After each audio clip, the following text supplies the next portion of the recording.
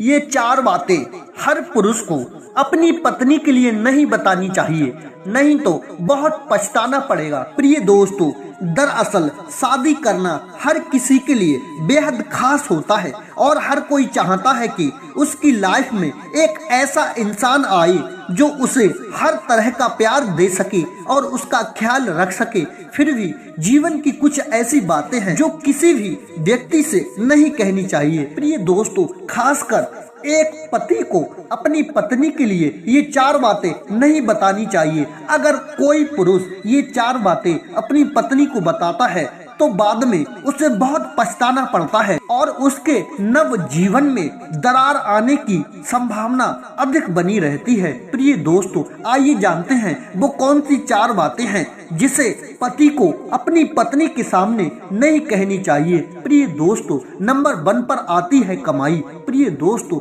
आचार्य चाणक्य का मानना है कि कभी भी किसी पति को अपनी पत्नी को कमाई के बारे में नहीं बताना चाहिए। उनका मानना था कि महिलाओं को अगर अपने पति की कमाई के बारे में पता चल जाता है तो वह उन्हें उसे खर्च करने पर रोक लगाने लगती हैं।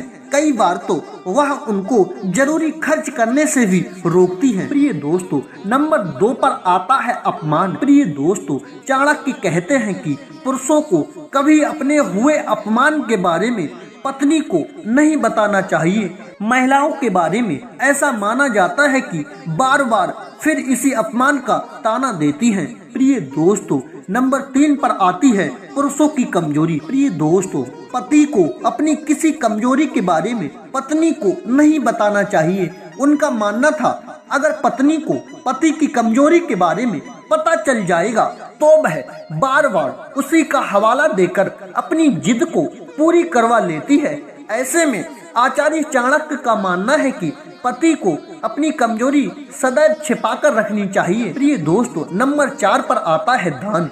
वैसे तो शास्त्रों में ऐसा बताया गया है यदि आप दान करते हैं तो वह इतना गुप्त होना चाहिए। अगर दान दाएं हाथ से करते हैं तो बाएं हाथ को इसकी खबर नहीं लगनी चाहिए। इसी प्रकार जब आप दान करें या फिर किसी की आर्थिक रूप से मदद करें तो इस बारे में अपनी पत्नी को बिल्कुल भी ना बताएं।